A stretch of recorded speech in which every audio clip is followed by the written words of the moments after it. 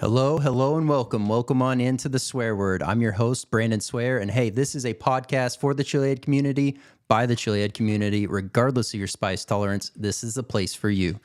Man, we have a great episode tonight. We have two products on Hot or Not, one that will actually be during Hot or Not, another one that will be done during the interview portion. And hey, we have an amazing guest here tonight. We had some fun putting this one together, so I can't wait to dive into that. And of course, we have a game, so be active in the chat and play along. But let's go ahead and kick off episode 46.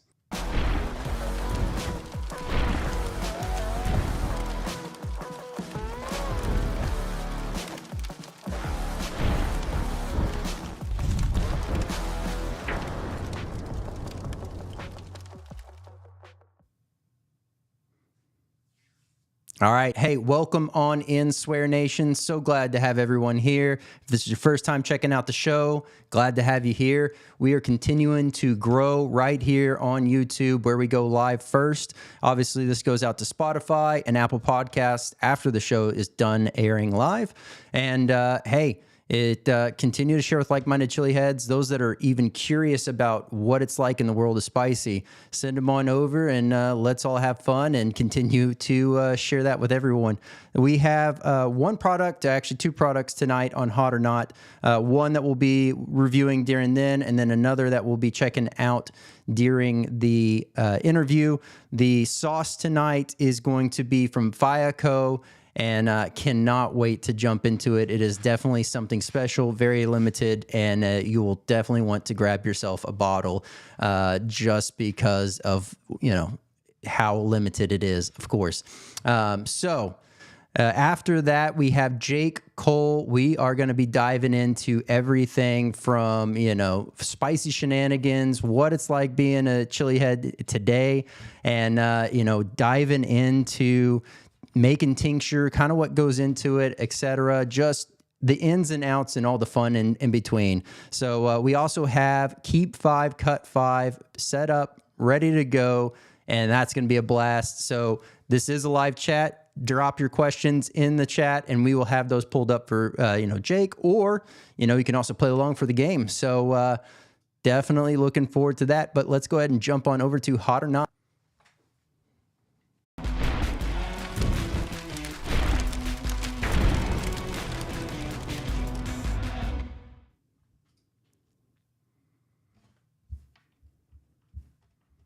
All right. Hey, welcome on into Hot or Not. We have a phenomenal sauce here from Faiya Co. We are going to be checking it out. This is the Harvest 24K. So this is to commemorate the 2024 season. And from what I hear, it's going to be rather hot. So I cannot wait to jump into this. It does have a perforated label. So, cellophane tab, so we'll go ahead and get that one peeled off and we'll dive on in. If this is your first time checking it out, you're probably going to see a grading scale that's a little bit different than the normal. I don't do a 1 to 10 and just base it off of one category or two categories. I really try to maintain an even balance. So that category breakdown is off of 5 different categories. You got heat, aroma, flavor, versatility, and burn. And I really try to separate out heat and burn as 2 different things because I do view them as different. Heat is that initial pop, what you get whenever that first 10, 30 seconds, somewhere in that range. And then the burn is where it sits, where it goes, how it migrates, the more lasting and building effects. So, let's go ahead and jump on in. This is Faiya Co's hot sauce, the Harvest 24K. Right off the bat, beautiful consistency to this sauce. I would say medium consistency. You got a lot of little pepper bits throughout the whole entire sauce. Beautiful deep red color. You're seeing seeds. You're seeing pepper pulp. It should be a great one. So, oh my goodness. All right. Right off the bat, it is very, very pepper forward in the aroma. If you have had or if you've seen me review Faiya Co's Rojo, man, this smells much like that. And the Murete, that one smells very similar to this. So I'm excited. I'm already salivating because I know those are phenomenal sauces. This is definitely going to be a banger. I can already tell you just off of that aroma. Let's dive in, get the pour going. Nice, healthy pour. And cheers.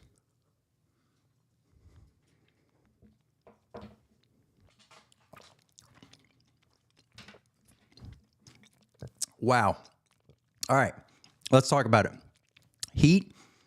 We'll just quickly shelf that and talk about overall flavor, because wow, that took you on a nice little journey there. So right off the bat, get a nice pop of citrusy taste, a little bit of vinegar, and a kiss of garlic, and it is just really playing very nicely on the taste buds. And then you get this nice array of different peppers scattered out throughout the whole entire thing. It is very pepper forward. It is phenomenal, but that initial entry is very kind and welcoming. So let's talk about the heat. So right off the bat, you have a very nice pop coming in. So as the heat and everything starts to kick in, it's probably about 5 to 10 seconds in that you really start to feel the transition over towards the pepper forward nature. You're getting a lot of just sheer super hots. I mean, it tastes like a garlicky, citrusy. Trying to think what that other taste is. Well, obviously, like vinegar, kind of those three, and then just a pepper mash. Phenomenal, absolutely phenomenal sauce. So let's go ahead and jot down aroma and flavor, since we just talked about that there. All right, and then let's talk about heat. Heat, if you're just entering the game and you're new to overall, just jumping in general, and like, maybe you're struggling to eat jalapenos, or maybe you're eating jalapenos, but you're struggling to get to the next step, this is definitely not the one to jump into for you. This is going to be a lot more geared towards your, chili heads that are really pushing it and trying to find that next sauce. Man, I'm salivating, and it is starting to gravitate now towards the back of the throat, a little precursor to the burn. But the overall heat on this, if you're brand new, it's going to be way too hot. If you are pretty moderately in, you're starting to eat like habanero, etc., you could probably get away with a little bit. Don't use a lot. Start out small, increase to where you feel comfortable. This is going to be a phenomenal sauce for you. If you're a chili head, this is a no-brainer. You should definitely pick this up. This is going to be absolutely amazing on burritos, sandwiches, pizza, tacos, quesadillas, enchiladas. I'm going to be going to town on this. I do not see it surviving the week. So we will, I'll try to cherish every moment, but it's not going to have a long shelf life at my house. So let's get the heat punched in here. But the overall burn is really where this thing takes itself to the next level. Versatility, we'll talk about that briefly. The only thing I can't really see this thing going on really is desserts. Other than that, extremely versatile. Not really overpowering or overshadowing anything in particular. It has a great transition of flavors, and I think it would end up lending itself perfectly to most dishes, if not all dishes. So versatility-wise, that's where we're at. Burn, we are, as I had mentioned, you get the nice little heat right off the bat on the tongue, on the gums, on the lips, and then it quickly transitions more towards the back of the throat, and it is still just sitting in the back of the throat, smoldering, and it is going, and it is having a nice old time back there. So let's go ahead and punch in the heat on this one, or the burn on this one. So got the sinuses actually going a little bit Not much, but a little bit. So, hey, we'll go ahead and send those over to get input, and we'll read off these ingredients. Another thing I like to do is not pay attention or look at any of these ingredients until after I've had a chance to review the sauce. So we will look at this one together.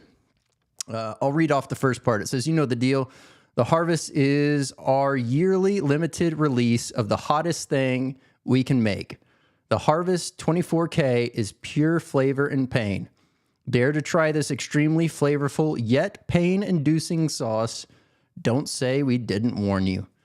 So this is, according to the label, out of 148 bottles. So there's 148 bottles in total, according to the label, that you can get. And not sure where they're sitting at as of this moment, but if this is something that speaks to you, I would highly recommend picking it up. Ingredients are ghost peppers, Carolina Reaper, ají limon. We got chocolate habaneros, red habaneros, chocolate butla, dragon's breath, garlic, lemon juice, and vinegar.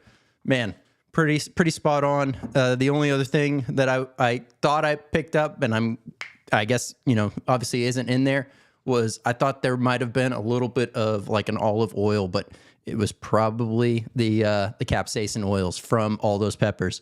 There's some screaming hot pods in there, so this is definitely one that warrants that. But let's go ahead and get these read off. All right, heat coming in at 3.87, flavor or aroma coming in at 4.4, flavor coming in at 4.5. Versatility coming in at a 4, and a burn coming in at 4.3 for a total swear word rating of 0.21. Man, that is a very solid sauce, and definitely I'll have everything linked down below, how you can get a hold of Faiya Co, and I'll also have the direct link to this sauce. So, all right, let's go ahead and jump on over to the interview.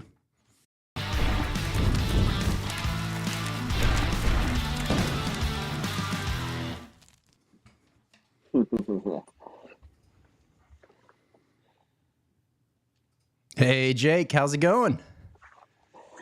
What is up, Mr. Swear? How are we tonight?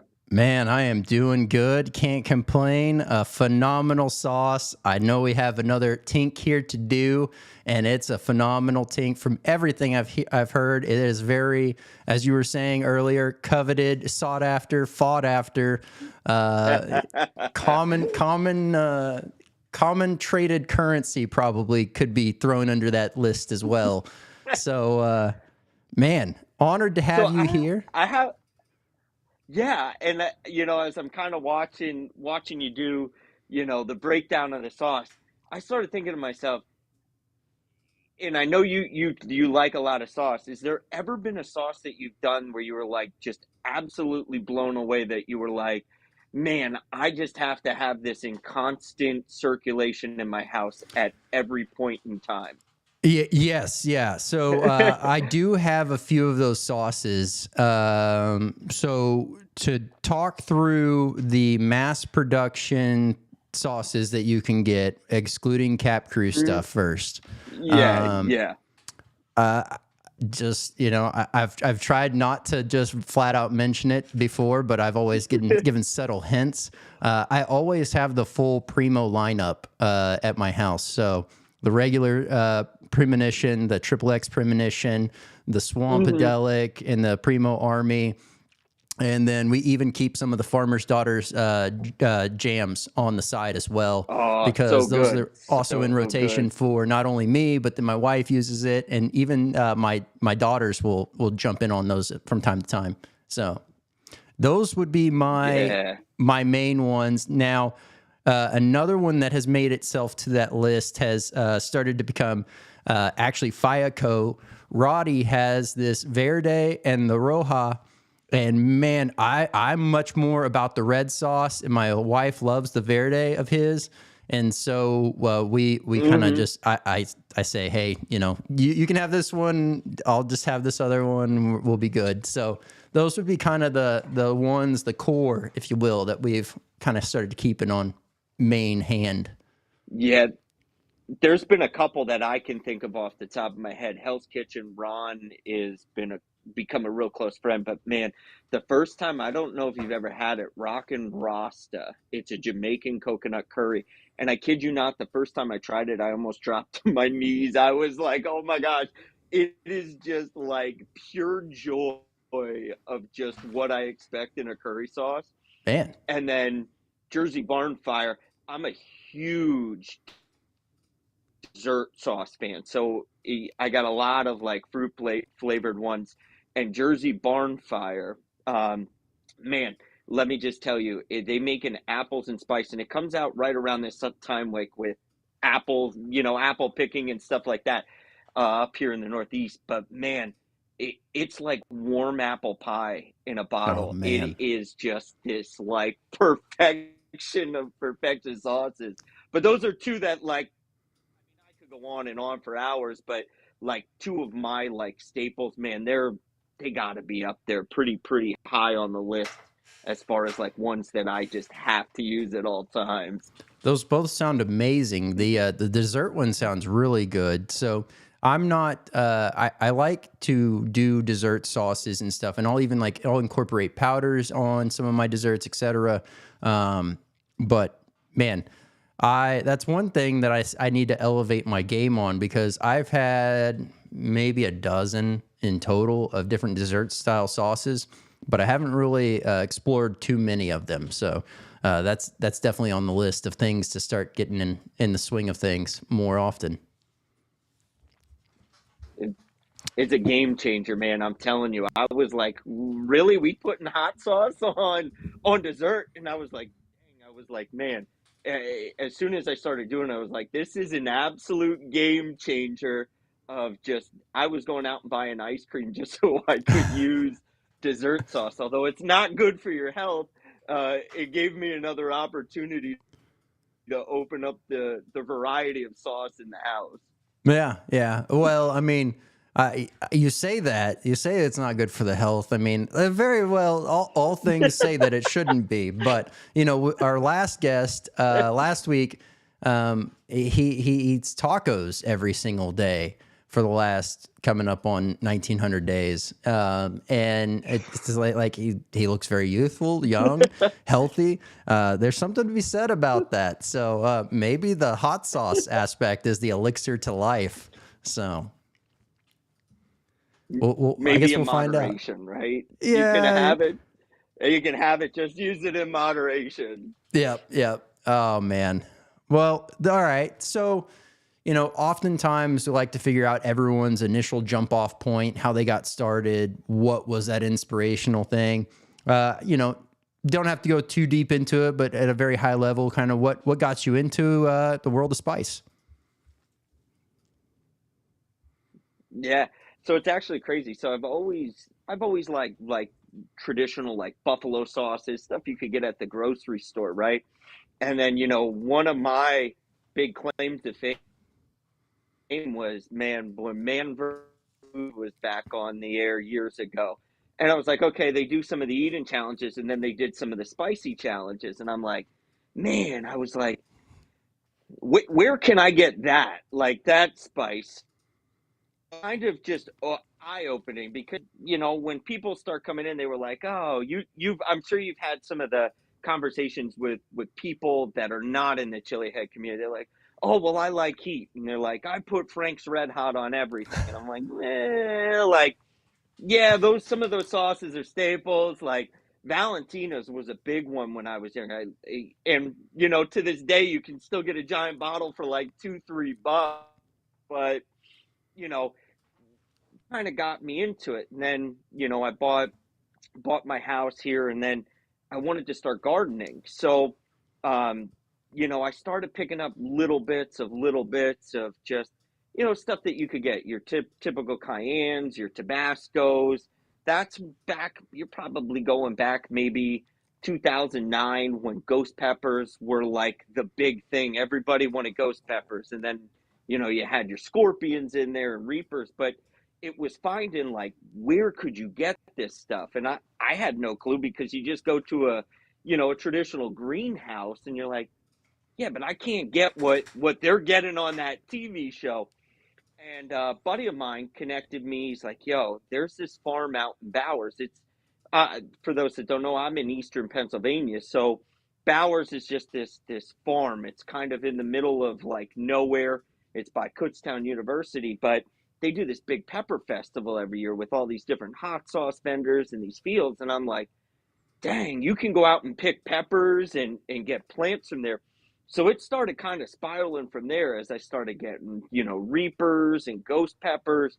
And then, man, this hobby just took off to where I have, grow bags, isolation nets. I got, 50 some plants out in the garden. And it from what started as like 3, 4 pepper plants has just flourished into like figuring out your grow for next year. And now, as I know you've done some of the peppers I've sent and stuff this year, now it's starting to find out what is good to cross pollinate with each other to start making some of these new varieties of peppers. And man, it's taken a lot of research of videos and just really educate myself. And man, when you get into the cross pollination of pods, King Starr's videos on YouTube were a huge inspiration and just magnificent education on, you know, how to truly do it and effectively do it. And if you're going to grow stuff out, doing it right with like isolation nets and all that crazy stuff. So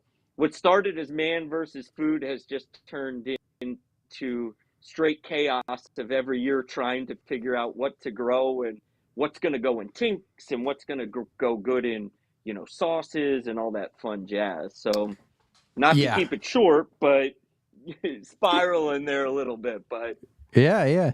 No, I see that the chat's blowing up from Miguel saying Valentina's over and over again. I know that hit his heartstrings whenever you mentioned it. That's the most requested sauce from Miguel. dude, and for me, like some of those staple sauces, everybody's like Frank's, Texas Pete, Tabasco. For me, it was Valentina's all day, and to this day, if I go to the grocery store and I just want like a traditional bottle, I'll go to Valentina's before I go through Frank's or any of those other stuffs. I still dabble with Valentina's from time to time. It was my gateway sauce, so it got me to where I am now. So in a sense, I still have to show it a little love, even though there's so many great sauce makers out there. Yep. Yep. No, two things that you mentioned earlier. So the initial grow aspect, I think this part alone stands out to anyone that's already been in the game slash the ones that are coming in and they're just starting to get their feet wet and they're thinking, hey, I'm going to grow. We all experience this. We all go through it. You have that 1 to 2 season pop of like, I'm going to grow everything. And then you like, next thing you look out and you got like all these plants and you're trying to figure out how to keep up with things because you're still, cutting your teeth, if you will, on the whole process. And then you start to give it thought and perspective, like, what am I using this for? Why am I using? And then you really start to hone in that grow. It doesn't mean that it always tapers down, but oftentimes for most folks it does. But yeah, that part stood out, and immediately it just brought me back to how I initially approached things and the chaos that was those first 2 seasons of really getting out there. And then the same thing happened whenever I started growing non-organically, and then like a year and a half in, I was like, dude, never again. And now it's like all organic. And I just like, I've seen so much better return on my end growing organically than I have all the times of using, because the soil down here, at least where I'm at, it's okay, but the chemicals, the soil's already pretty harsh, like rough as it goes, but the chemicals strip out just that minor remaining good bit. And so really being able to build that soil up and kind of change the perspective was huge. But then the gateway sauce thing. So like you had mentioned Valentina's, and that, I mean, you couldn't be more truthful with that, because the idea a lot of us don't even think about, and those that are just getting brought into this whole fold and they're starting to work this out, they're going to find out what that gateway sauce was for them. Because like I have my gateway sauce that like I would regularly use, right? And like, sure, I give that its own perspective, but there's a sauce that I view as the gateway more so. And that was because it was like the tipping point sauce. Whenever I was like, dude, I am Mm-hmm. tired of going through these bottles and tired of buying so many and not getting anything from it. And mine was, I can't remember the name of it right off the top of my head, but it's a habanero sauce, like an orange hob. And it was like an Aztec symbol on the front with the donkey and all this stuff. And like, dude, that sauce wasn't the hottest, but it had great flavor. It was always consistent and it was like dirt cheap. And man, I was buying like 10 to 12 bottles of those a day. It felt like, just to keep up with the overall demand of how fast I was using it. But the gateway sauce is So it's like, actually funny you brought it's actually funny you brought that up. You know, there's these gateway sauces, right? And it's like getting you in.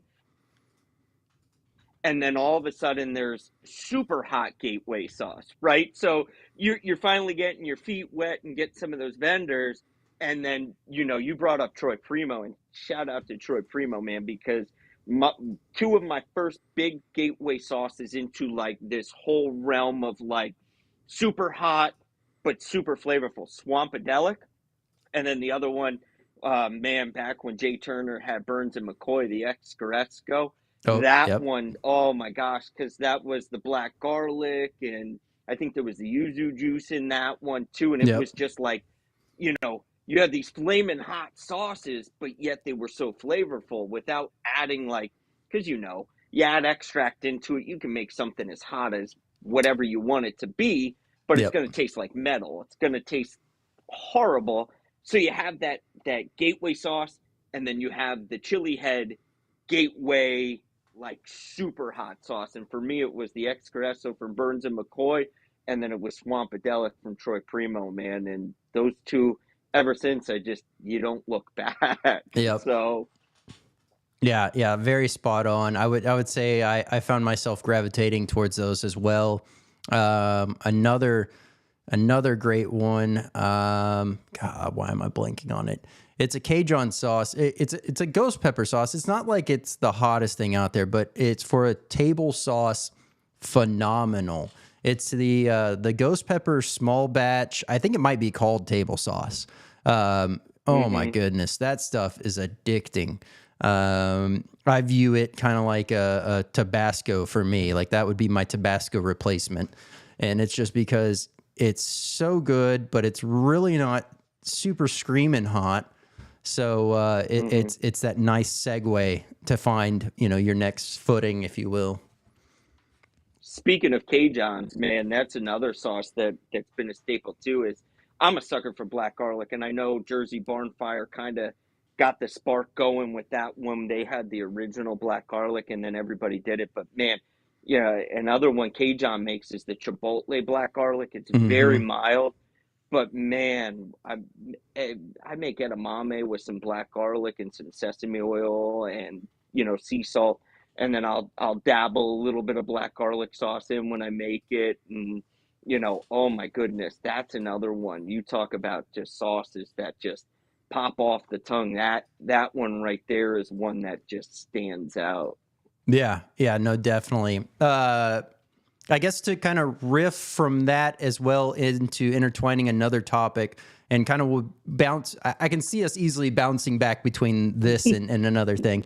But from a personal creation, inspiration standpoint, whether you're going in to make a sauce or a tincture, do you derive your inspiration from things that already exist, or do you go with the idea of trying to figure out something that doesn't exist that you're wanting? Whew, that's a good question. So let's go a little bit. So, I've been big into tinctures, right? Cat Hmm. Crew, getting connected with a lot of those guys. And just finding stuff originally, how do you even start with some of these? And Tony was good, Ryan was another one, um, Brandon Joy was another one, and just bouncing ideas and really allowing you to, hey, let's start with my first tink here and kind of expand. And then I started finding out, I'm like, okay, and we talk about growing, figuring out your grow seasons. Well, as you start making some and some become more popular than others as far as tinctures, it's like something like Tangerine Dreams, which you have, on the table there. It's like, man, there's such a high demand for it, and people in Cap Crew love it that I have to have in my grow every year Tangerine TS peppers because they're just so flavorful, and it's now the staple of my Tangerine Dreams. For me, I found like, yeah, we all joke around, and when we want to punish ourselves or whatever, you get some of these ridiculously hot tinctures, and I started dabbling of what's going to pair well together.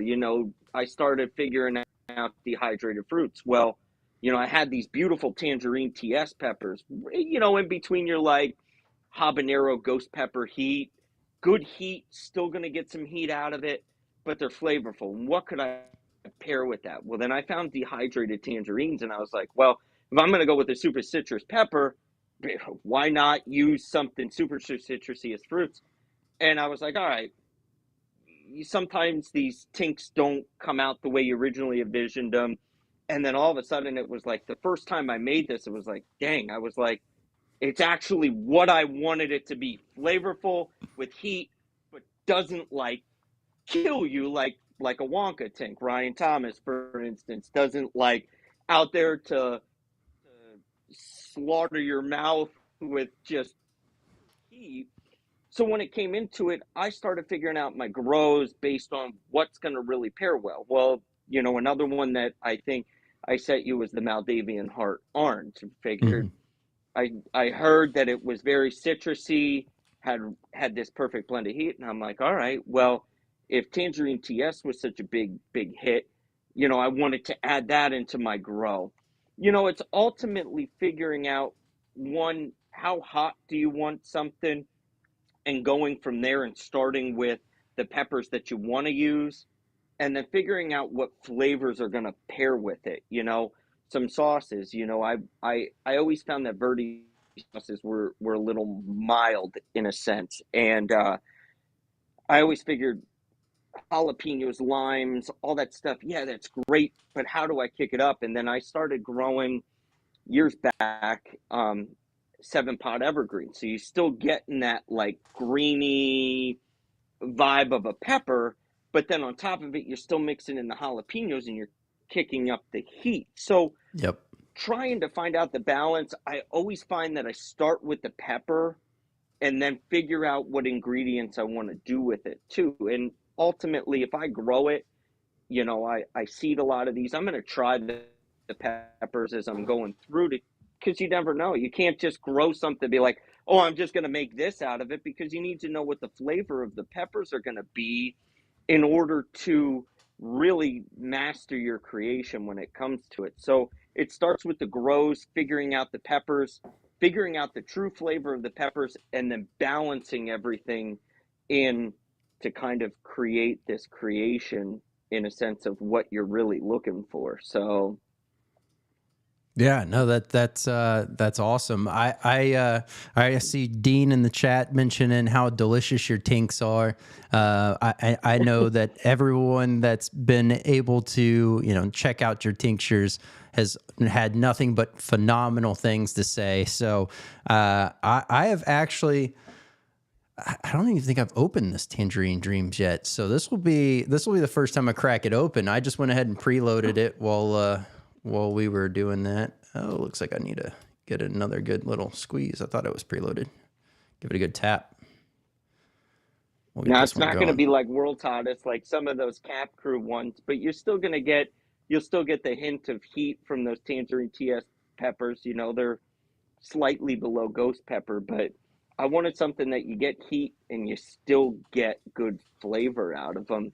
So the citrus notes and everything that I do when I do tinks, I know some people, they're like, oh my gosh, there's alcohol in it. I make sure that they're good and evaporated. And what I found is when you're mixing your blends and they settle and you strain them, the longer you set them out and let them evaporate, the more I found that you're getting more concentrated of flavors and you're not getting any of that alcohol bite to it. So for a minimum for me, I have yet to have a tink that I made that didn't evaporate for over a week on the counter.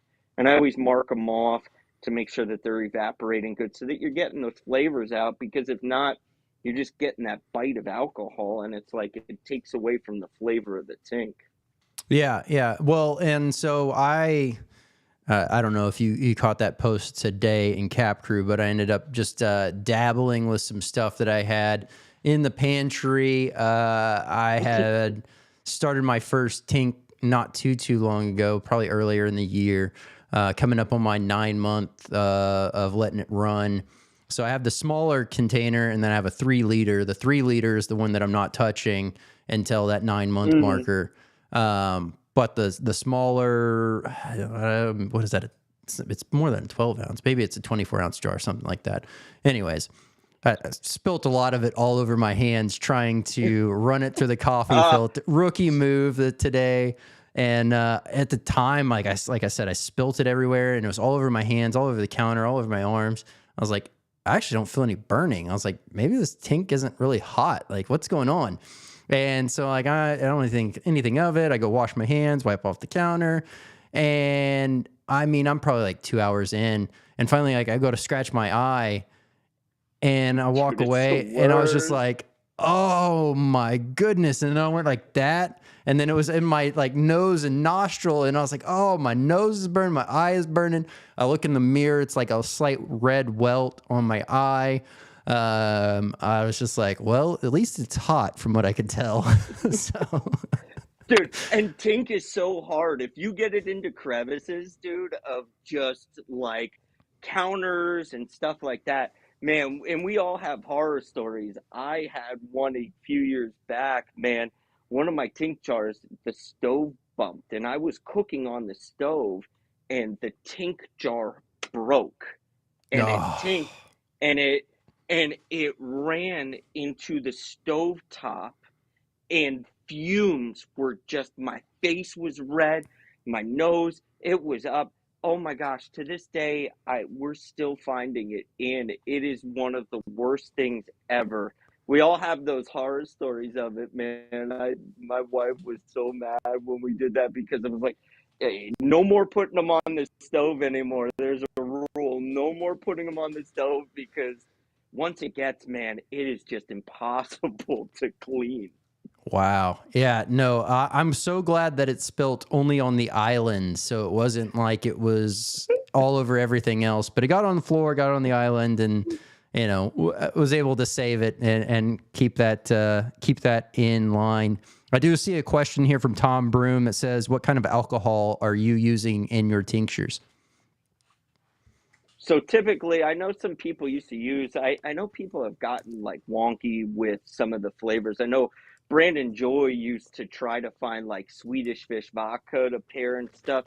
For me, traditionally, you want higher grain alcohol, right? So the higher the content, the longer it's going to be shelf stable. And not only that, the stronger the alcohol, the more it's going to pull the capsaicin, the more it's going to pull those flavors. Unfortunately, here in Pennsylvania, we can only get a max of 151 proof. So I use Everclear 151 grain, because it's just straight grain alcohol, pulls the flavors out. Plus, it's that clear. You don't got to worry about the flavors in it. And you can really see the mixture when it starts taking in it. I know other states you can get up to 190 proof where, it's easier to pull. I've heard people say, if you get the higher grain, like a 190, or necessarily anything above like, up in that 190 range, you don't necessarily have to let your tink set too long too, because it's pulling so much of that out. I typically let mine set, it sets maybe about 3 months minimum, I would say, is what mine sets for. But you want to use a good Everclear, something that's higher alcohol proof, that's not going to affect the quality of the flavor of the tank. Okay. Okay.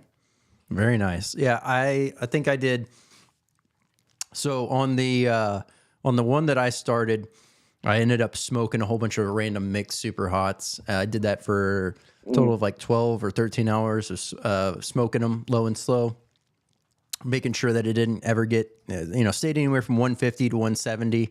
the whole time. But man, the I ended up using Everclear. I think it was the 190 proof, if I remember correctly. I'd have to look back at the pictures. But the smoking the pods and doing that process, it brings such a smoked flavor forward. It is very strong.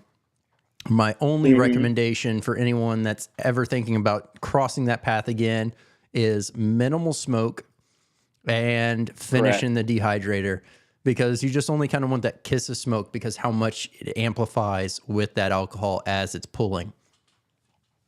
Dude, and it pulls so much smokiness. I know we just had, there's somebody commented in Cap Crew not too long ago about using smoke pods. And once you start pulling them and then you strain them and then the smoke flavor just overtakes the tincture. It's very hard to perfect and craft that. Like I said, you want very minimal smoke, like a hint of it, and then finish in the dehydrator. The smokiness, man, is just going to overpower a tink, especially if you're pulling all those flavors out of it. Yeah, 100%. So I'm working with that smaller jar right now. I'm trying to figure out. I got one. I pulled enough to go into a 15 ml bottle, and I'm using that as my test sample of the test sample to really see how long I need to evap. But I've also incorporated vanilla, and so I added the vanilla after I strained it. So it'll be a smoky vanilla flavor. And idea was, worst case scenario, it should be a great coffee / dessert tink. So that was the idea so far. So far, what I've used it on has been actually a chopped brisket sandwich. I put it in the barbecue sauce that I put on there, and the smokiness from that actually made the smokiness from the barbecue sandwich actually better. Because of how much smoke was in it. But I also didn't let it fully evap at that point, or evaporate at all. So I have noticed as it's started to evaporate, I always... it's got a little bit better.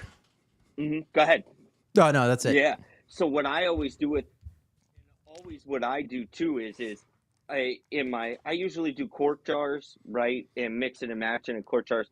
And I'll always pull a little bit off the top after it's setting for like a month or so. And then I'll throw them in like the little jam jars. And I'll fill it up a little bit and let it evap for a couple of days. And then you can really test out to see where your flavors are. Because I've ran into one where I did white Superhots and pineapple. And then after I strained it and evapped it, I was like, maybe this could use a little bit more of that pineapple. So I went back after it was strained and added more dehydrated pineapples to it, let it sit for a couple weeks, and then went back to pulling the rest of it out to allow those flavors to pop. But pulling a little bit in those bigger ones and then using the smaller jars can allow you to perfect those flavors in a sense as well. Yeah, and that's another thing that I was trying to figure out is how much vanilla is enough vanilla without it being too much. And so trying to figure that whole process out. I haven't, like I said, haven't touched the 3-liter bottle. The idea is if I do mess up this smaller one, at least I'll know what to do for the other one. But you bring up an interesting point, and I've heard you mention it a few times. You're using dehydrated fruit through the process. Are you blending that down, or are you leaving it in chunks as it goes? Everything's dehydrated. I take just like a little hand magic bullet, dehydrate it into fine powders. I'll throw it in with the dehydrated peppers and just let them soak.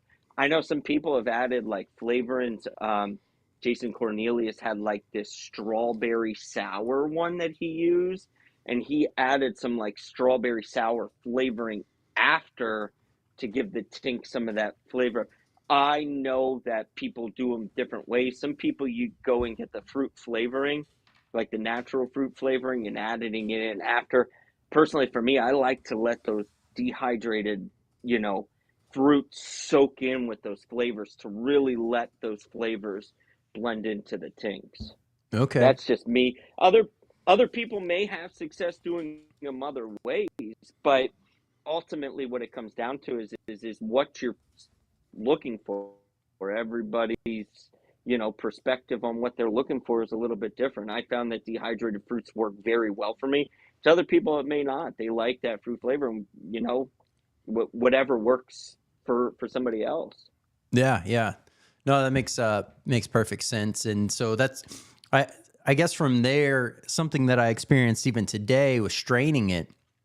Do you find yourself uh, ever like pressing or really trying to squeeze out from the rest of the powder slash in your case also having the dehydrated fruit in there? Because I would assume obviously it's going to rehydrate to some extent.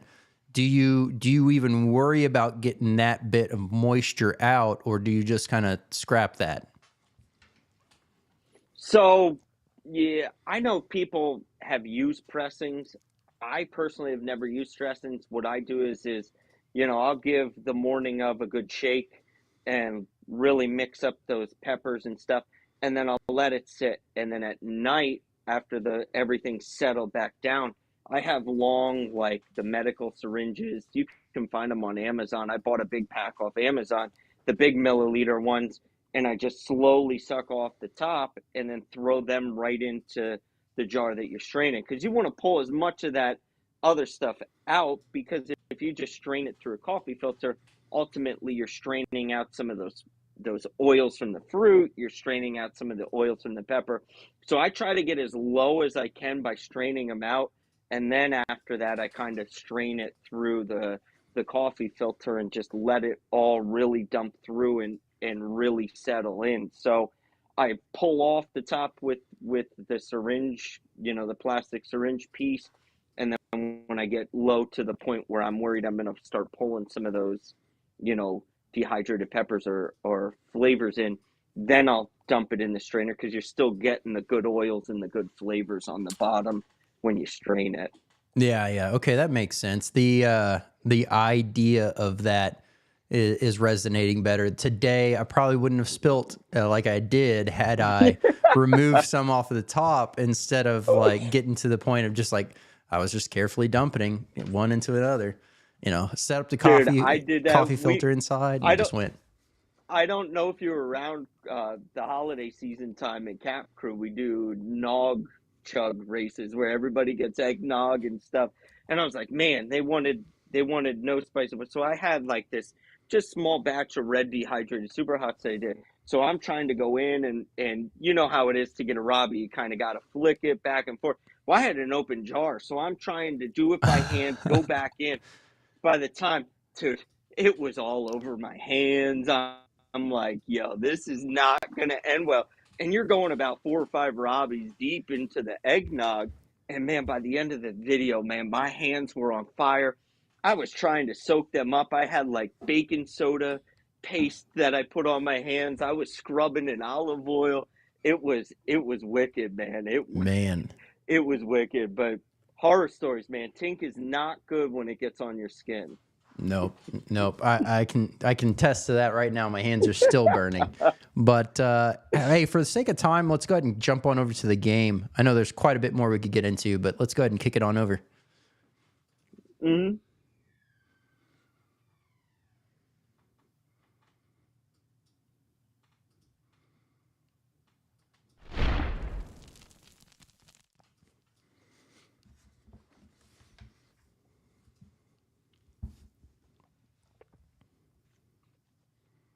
All right, here we go. Keep 5, cut 5. Man, this is going to be the tincture edition. So a lot of these photos you're gonna know. These are photos that you of your peppers, and then there's some that are other ingredients. So for those that are listening, I'll go ahead and read them through and give them their perspective number. So number 1, we have coffee. Number 2, this is oranges in particular. This is just a flavored tincture, droppers, if you will. Then we got smoking, so like smoke tincture. And then licorice is number 5. And then number 6 is the Dragon Tally. And then number 7 is oh my gosh, I'm blanking on the name. Help me out with that one. That's the chocolate primo Tally orange boot lacrosse, right? Yeah, there we go. And then the tangerine TS. And then we have cinnamon.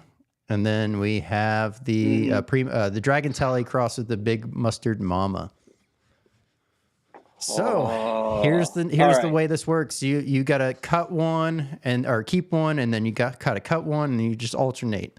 So here we go. What are you planning on keeping first? All right. So as much as I love my specific crosses, easily I'm keeping Tangerine TS. That is a staple. We talked about how magnificent the Tangerine Dreams is. I have to keep the TS 100%. All right. Number 8 we're keeping. Yeah. There we go. 100%. Now what are you now cutting? I got to get rid of one, right?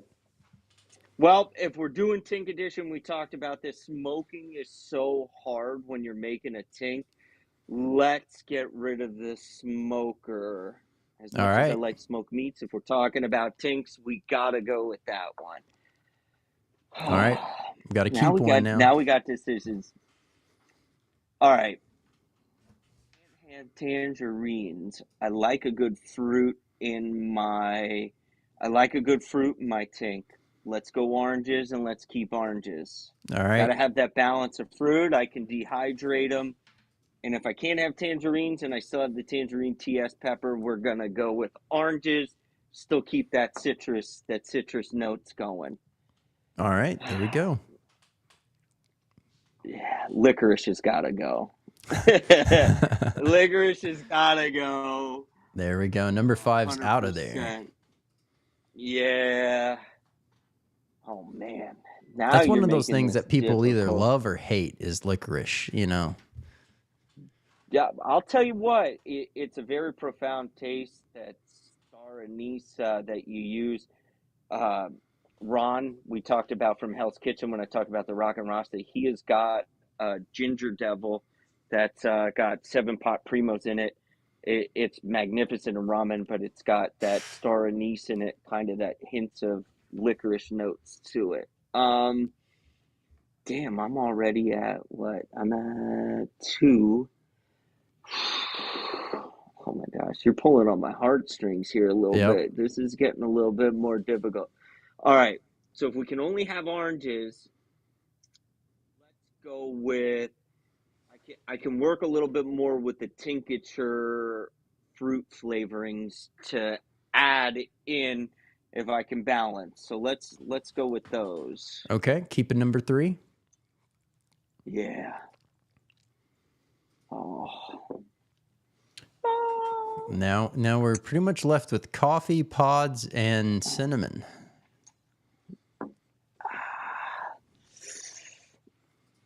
As much as they got to be hard to work with. And I know some people make magnificent coffee tinks. Coffee beans are a little bit harder to work with. Let's pass on the coffee beans as far as tincture edition. Okay. I know a lot of people use it in their coffee, so that's why I was like, this might be an interesting ingredient to have on this list. It is, but if you can find the right tink, you can add it to the coffee. So let's work with it a little bit. Now you put me in a real big predicament because we got 3 of my crosses up there, right? We got the Dragon Tolly. You got the Dragon Tolly crossed with the Big Mustard Mama. And then we got that Chocolate Primo Tolly Orange Boot Lacrosse, right? So ultimately, I narrowed it down that I'm going to have to cut one of them. You know what? For sake, because for me personally, and, you know, you can validate it. I'm not going to validate it because it's my cross and I don't want to make a bold statement on it. But the Chocolate Primo Orange Bootla is personally for me one of the hottest orange pods that I've ever had. Is still keeping some of those citrus notes but just absolutely ripper for an orange. Let's keep that one. Absolutely. Number 7 we're keeping.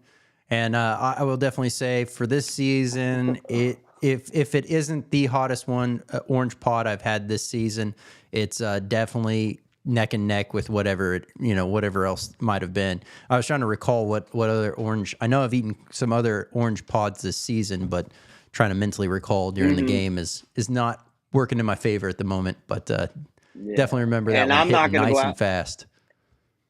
and I'm not going to go out and make a bold statement like that. There's plenty of orange pods out there and stuff like that. For me personally, I've tried a lot of oranges. It's definitely up there as some of the hotter ones. Yep. So I got to cut one here. Oy.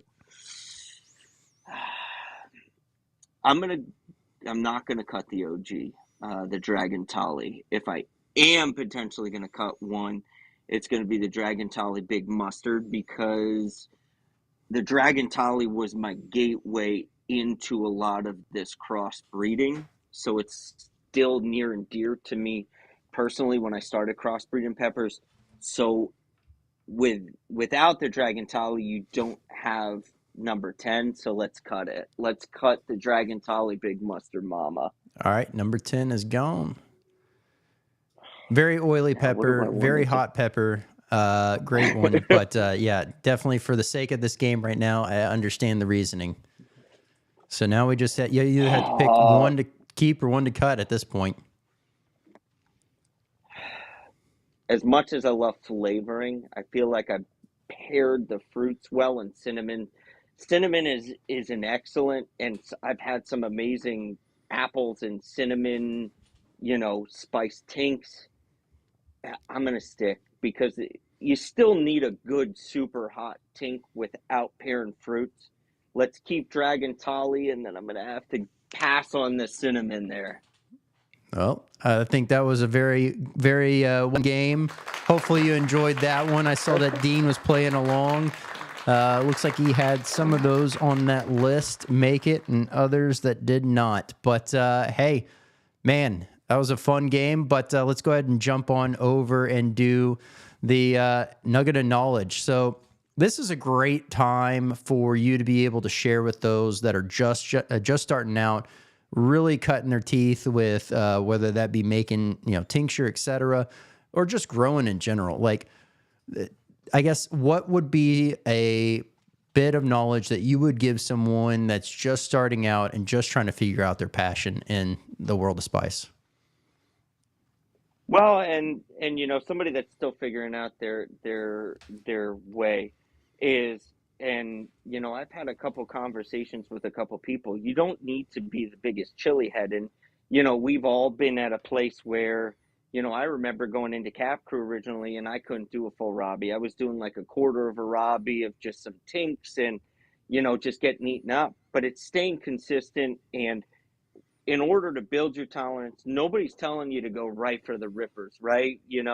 Starting with your Valentina and staying consistent, and then working your way up to, we've talked about, Swampadelic or Excresso. It's the same thing with tink. You can find some decent tinks, and I forget where I originally got some of my first tinks, and it was a milder tink. I think it was J Small Batch, the Death by Chocolate one, and I started using it little by little by little, and then I was like, man, I'm using more of this, right? So if you're trying to find your footing, no one says to jump right into the deep end, because you got to learn to swim before you can dive in to the deep end. Start small, find your niche, and just stay consistent in building your tolerance as far as being, working your way up to the chili heads. And I'll tell you, to this day, I can sit and eat pods here and there, but I'm not going to be head of the top of eating, in these chili pepper contests. I know my place, and there's